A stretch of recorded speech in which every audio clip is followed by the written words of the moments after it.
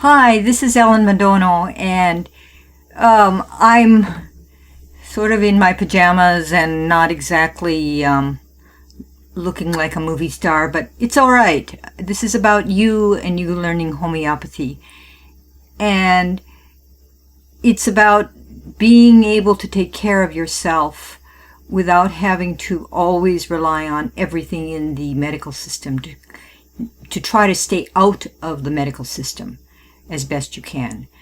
And what has happened since I put up the videos for just a few people I know, is that people have responded and started watching the videos.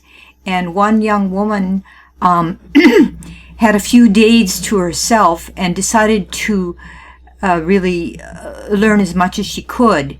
And so we did a little bit elaborate, longer sessions.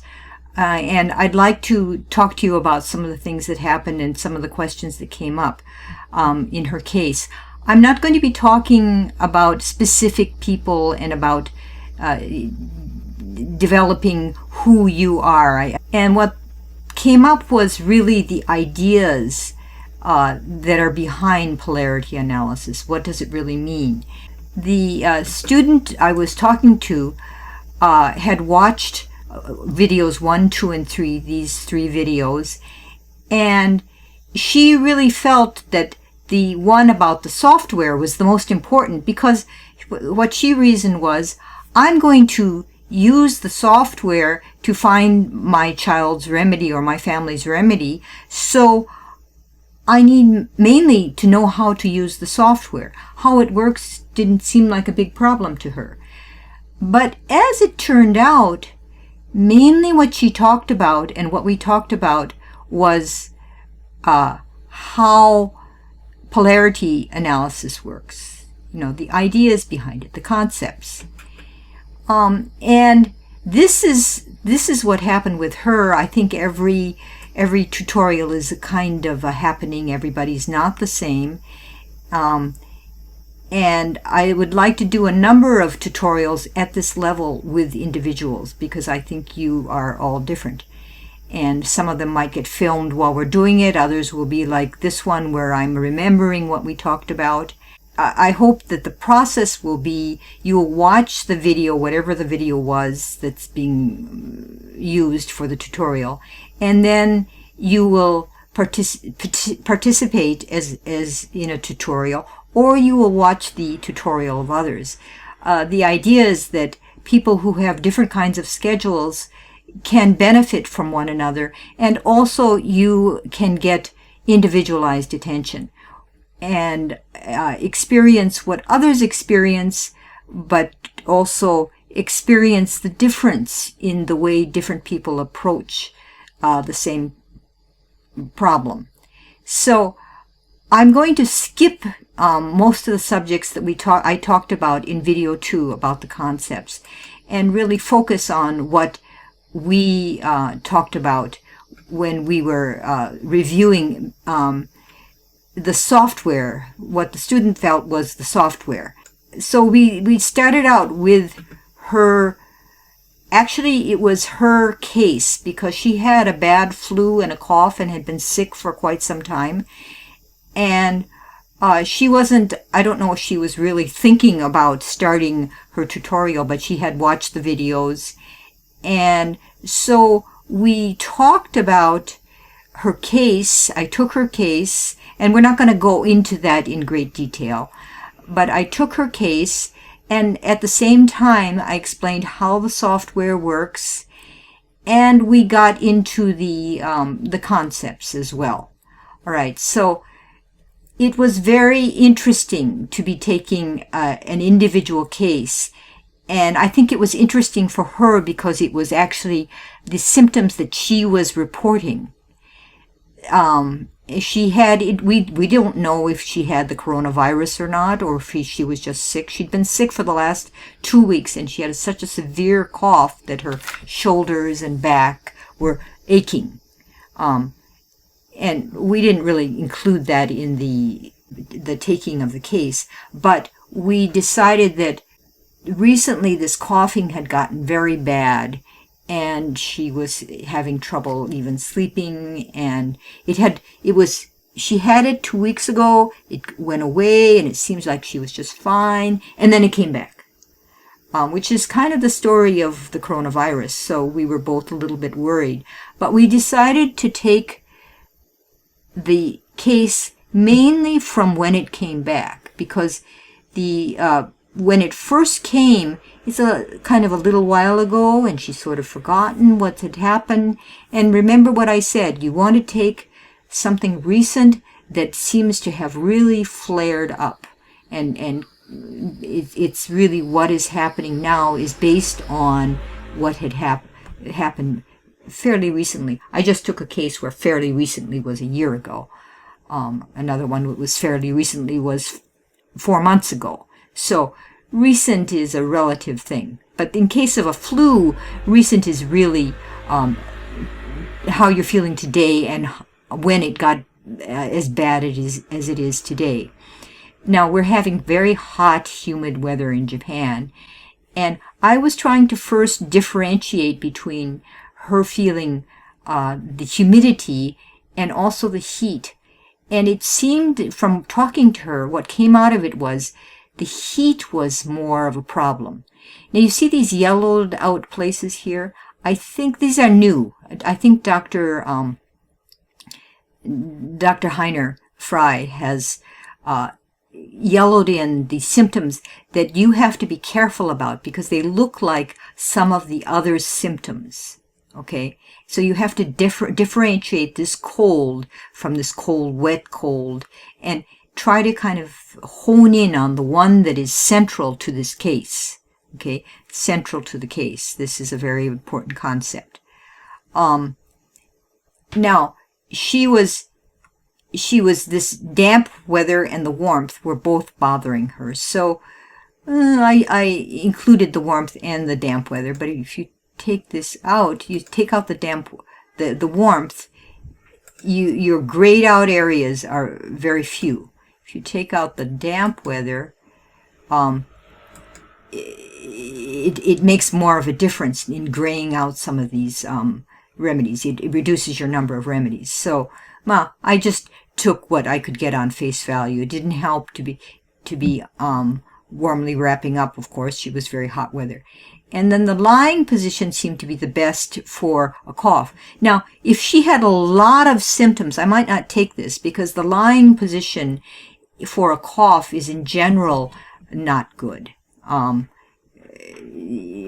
general. So a rubric that's very common. If she had other ones here, I might not have taken this one, but that's all she had. And then we get here nothing about movement, nothing about perception, nothing about her head, but eating and drinking was a big issue. And before I started playing around with these rubrics in the polarity analysis, I spent about maybe 15 minutes, 10 minutes asking her about her cold and cough more generally. I didn't look at this screen at all. And she said something very, very significant at that time. She said, I asked her about gas in her stomach. Her stomach was bothering her a lot. It was obvious the stomach was bothering her. And she said she feels like she's just blowing up with gas inside. So when the gas comes out from either the mouth or the rectum, then she feels like she feels a little bit better. Just to get a release of this gas. But she's basically a gas bag, is what she said. And I know homeopathy pretty well, so this is the central symptom in lycopodium, in this remedy. We hadn't filled in all these other ones at the time, so I wasn't thinking about that. But when I heard that, I said, this is lycopodium, because that is the central symptom in lycopodium. And they're generally thin and a little bit on the weaker side physically. And so she says she's having trouble swallowing water. And when she swallows the water, it feels like she's going to choke or cough or something. It's not swallowing food, it's swallowing water, but this is just swallowing in general. So I took that as aggravates. And then she was having a hard time eating, being full of gas. It would be hard to eat.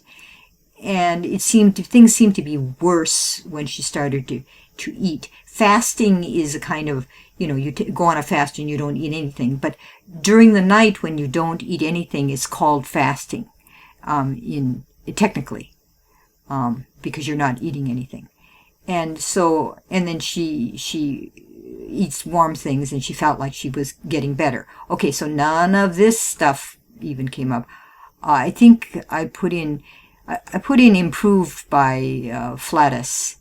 I could have put this one in too. It makes a difference, a little bit of a difference, but not too much. I don't think I put this in. I didn't put this one in because I should have, I guess, because it was really lycopodium, but I kind of didn't want to. I knew I was already thinking lycopodium, and I didn't want to prejudice it. But, it would have made sense to put this in, I think. And then menstruation was just ending and had nothing to do with it. Urination didn't change. She was having trouble falling asleep. Okay, so now the thing is that these are all very common symptoms. And actually, even when I do a flu case, I have trouble thinking about these kinds of symptoms because these are modalities. Modalities are what makes you better or worse. And, people complain about all kinds of things, and I'm looking for all these very hard to spot stuff, and I get very distracted. So it really helps that this just focuses on very easy to identify symptoms.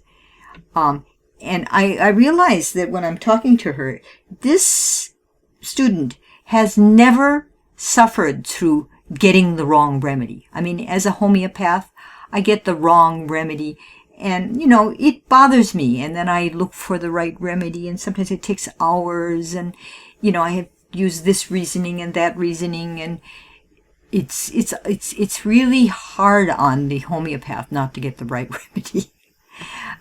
So anyway, okay. So the other thing is you want to make sure you get this. You press this button here. You don't do the hits because lycopodium is way down here. Okay, if you don't do the polarity differences. Okay, so when we were doing this, okay, we started. She didn't know what these grayed out lines mean. And that means that there is a contraindication here, a contraindication.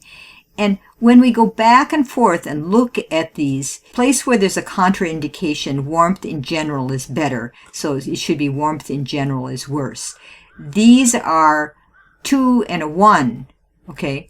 But this is a 3 and a 4. So these are grades. Okay, I'm going to go over this with all the pictures and stuff. Having this here is the reason why the contraindication, why it's grayed out, and why you don't have to deeply consider these remedies. This reduces your work considerably. And if you're a beginning student, being able to just look in a few materia medicas and make a decision is very helpful. And if you're a mom with kids who have a high temperature or something, you're really glad if you get an answer easily. What you're trying to do is getting a balanced argument for an organism. We can be talking about dogs or plants, or all kinds of organisms. This kind of stuff is what homeopaths worry about, that the remedies have been researched, the rubrics have been researched, and they describe the stress symptoms, stress reactions.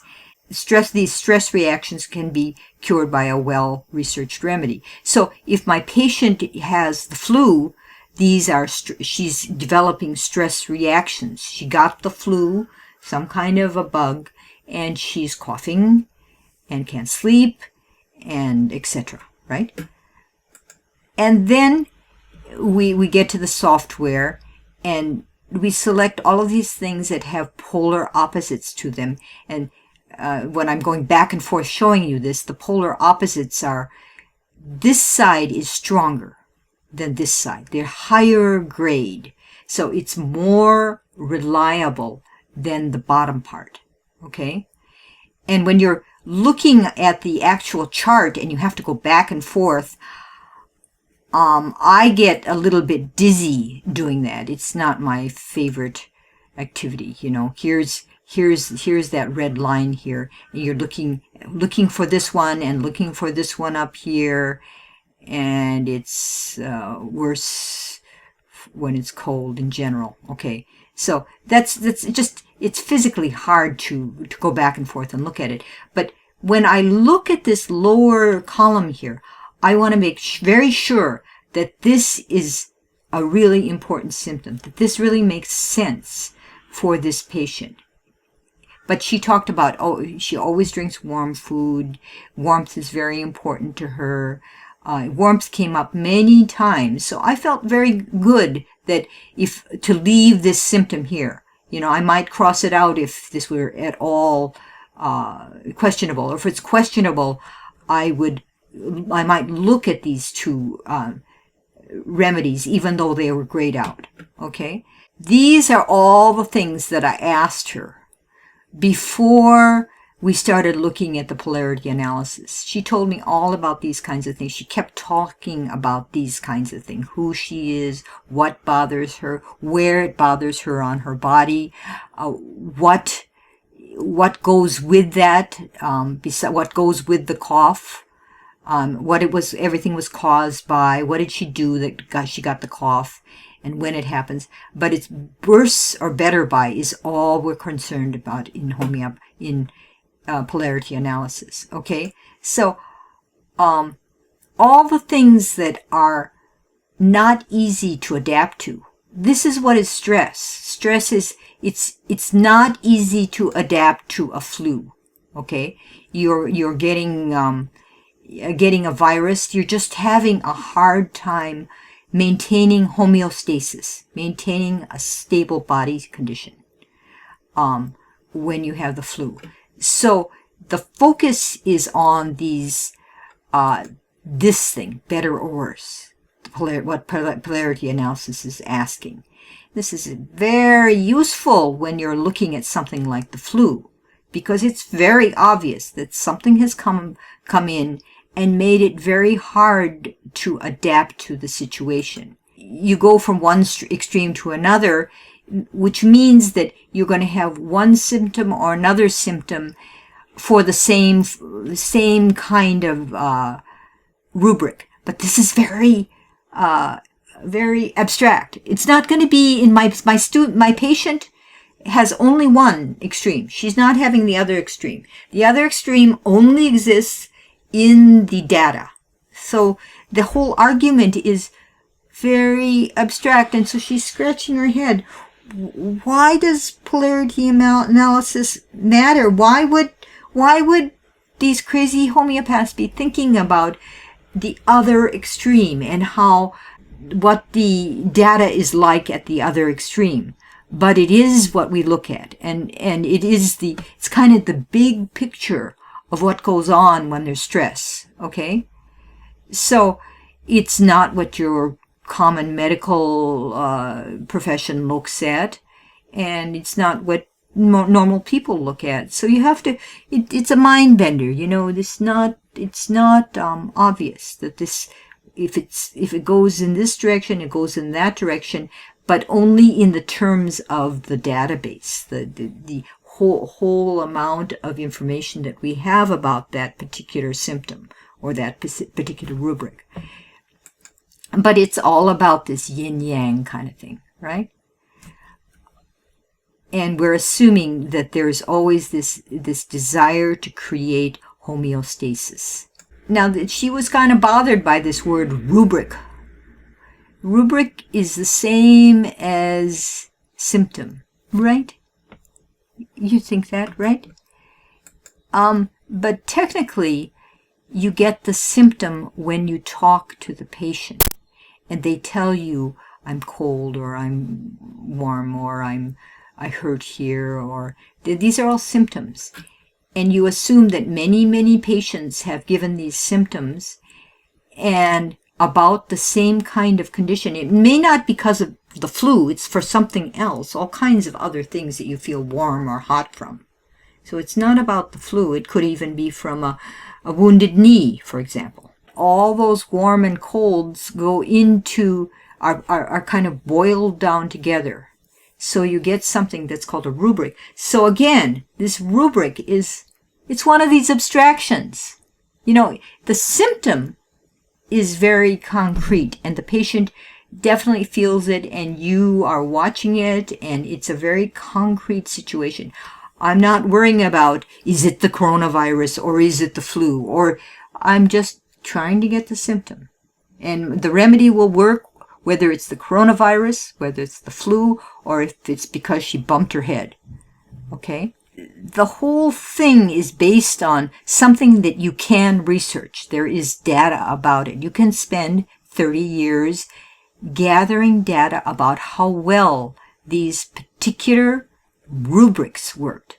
He's not gathering data about the symptoms. He's gathering data about rubrics that come from the repertory and how reliable they were. Okay? So that's what Dr. Fry's work was. And it's coming from the Bowenhausen repertory. Okay, all of that is, who cares? Who cares? I understand. It sort of doesn't matter.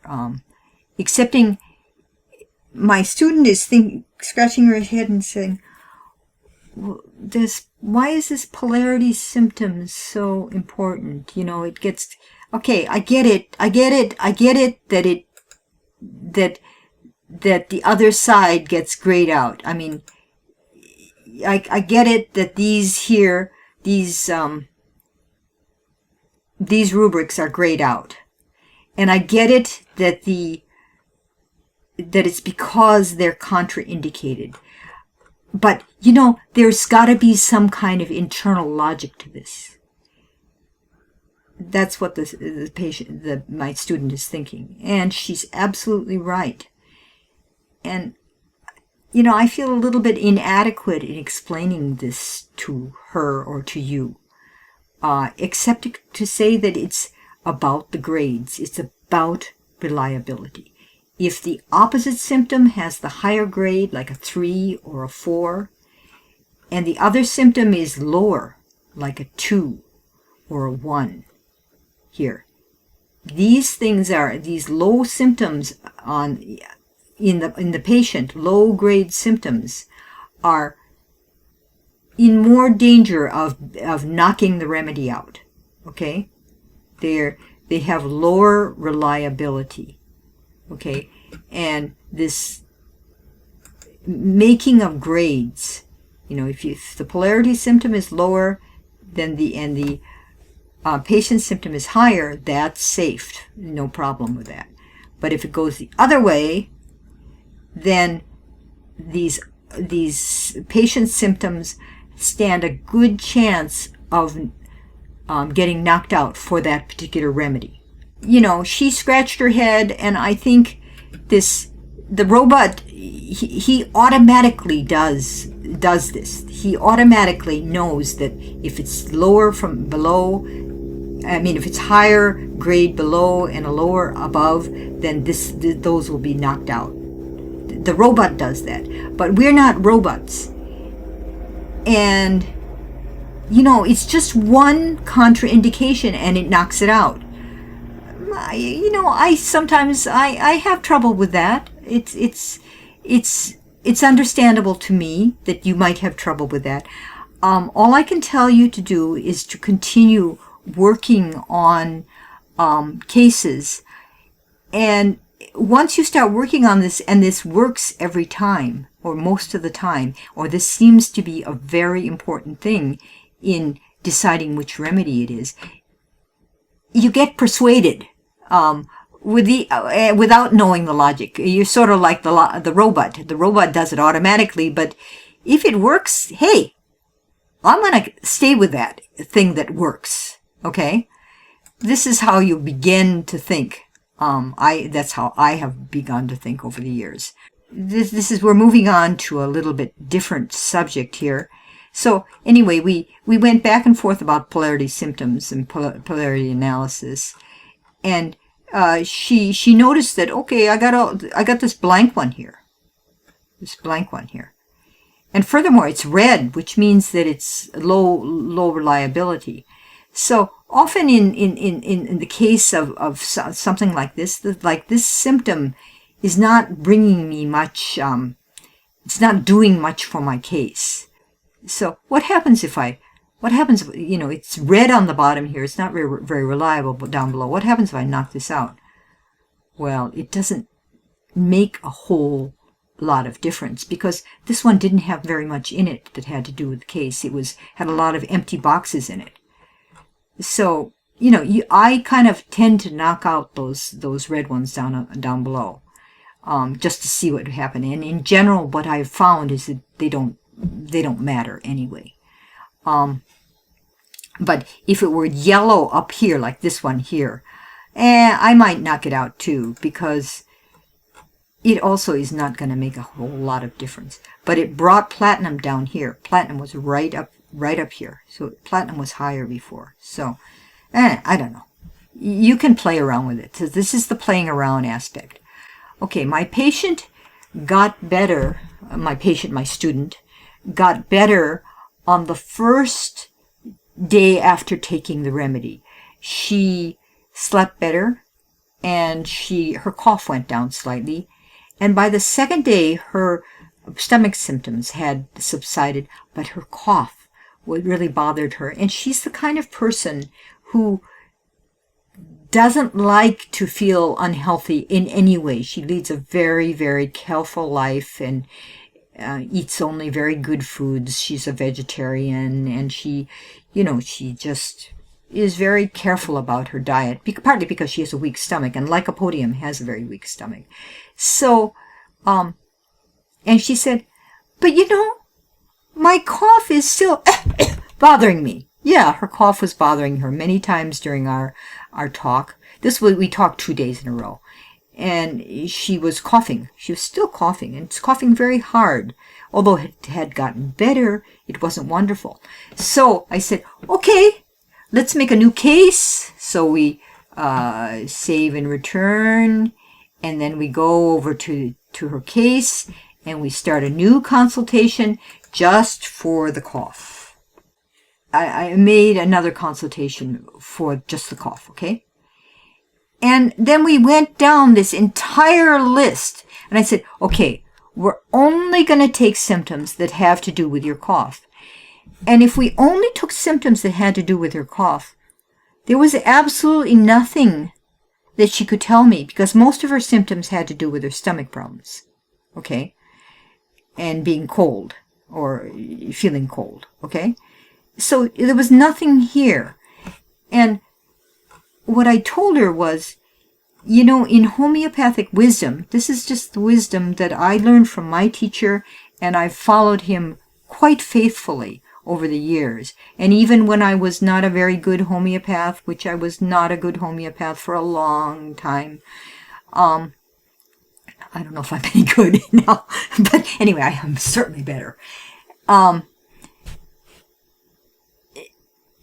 The wisdom is, if you're getting better, if whatever the remedy was, it got better, and you're just a slight better the next day, and the next day you're not so much better, but you're not worse.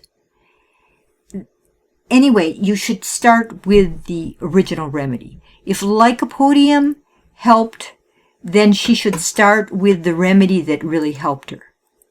Okay? So I'm going to just cross this off and delete this, because Lycopodium did what it was supposed to do in the beginning. And the wisdom is, you should stay with the remedy that worked.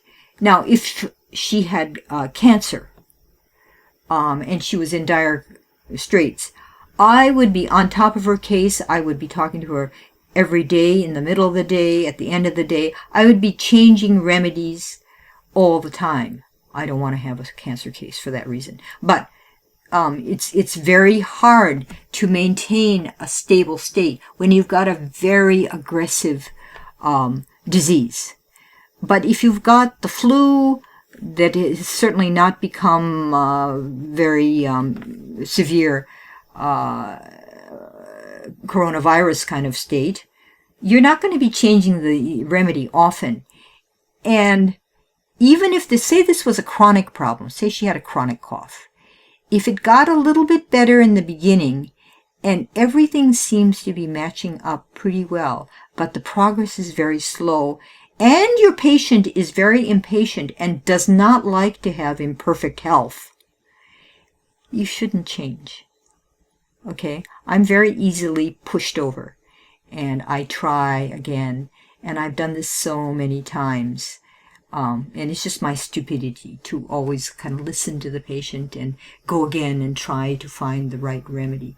But it's kind of a wasted effort, if you ask me. So I'm going to suggest to you that we follow my teacher and my teacher's teachers. I hope you understand what the process is. Try to keep up with tutorials if you can, but if you can't, you can always catch up because it'll be on. I'll keep on informing you. If I stop hearing from you, I might quit informing you. I'm really trying to groom. I don't care if it's just a few people, but I'm trying to groom a few people so that I can put these videos on the web and give them to anyone who and who won't get tutorials, but at least they'll get some background that hopefully will make it possible for them to use this method. Okay, this is Ellen Madono from Tokyo Homeopathy, and the next section is going to be about the tutorial about looking up remedies on information that's on the net that you can get access very easily. And we're going to keep on working on this because this is a major part of the problem. And today's lecture was about basically one idea about why and what is polarity analysis. And it's based on a tutorial with a student who had never been exposed to any of this, a very young, bright young woman. And I don't think everybody is the same and should study exactly the same. So I'm hoping that someone else will come and will do a tutorial, maybe about different things, or maybe based on what you saw here, or but I like to have variety among my students. That's wonderful. Okay, talk to you later. Bye-bye.